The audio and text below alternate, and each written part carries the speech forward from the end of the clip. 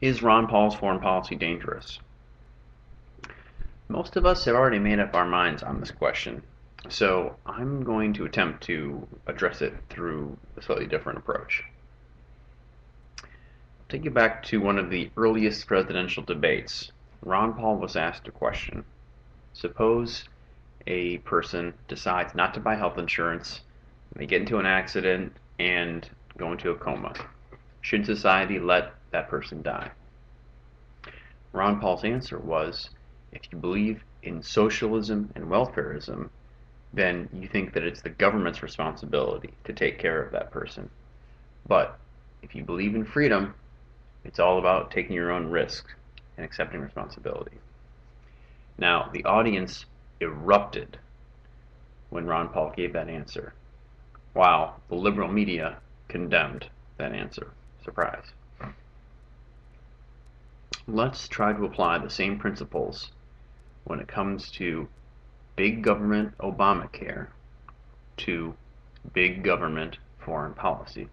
Now, I realize that foreign policy and healthcare are very different, but I think there are some parallels, and I want to try to apply the same kind of thinking.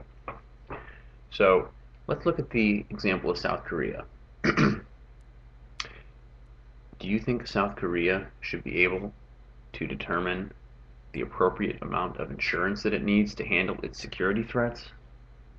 Or do you think that President Obama and the bureaucrats and politicians in Washington, D.C. are better able to judge how much security South Korea needs? I think South Korea can make that decision better. As conservatives, we don't trust the government to handle our domestic medicine.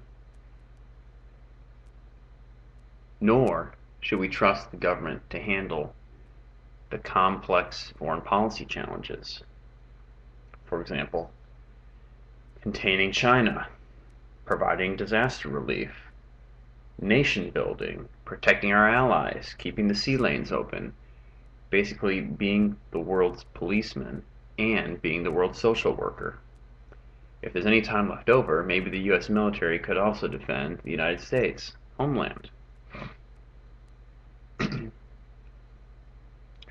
Of course, this is far too complicated for big government to handle, and this is why we need to adopt Ron Paul's foreign policy.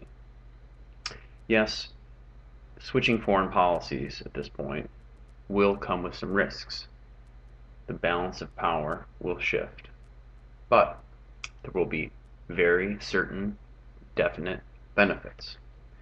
We will stop spending over $1 trillion a year overseas and can bring those resources home to rebuild our, frankly, shattered domestic economy.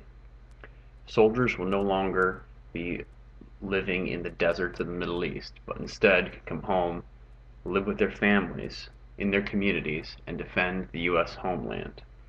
Most importantly, this allows us to confront what is perhaps the most pressing security threat to the United States, our out-of-control spending, debt, and potential bankruptcy. Because if we're bankrupt, we cannot defend anyone. So yes, the world will still continue to be a very dangerous place, but Ron Paul's foreign policy of non-interventionism offers the best approach, safest approach to dealing with it.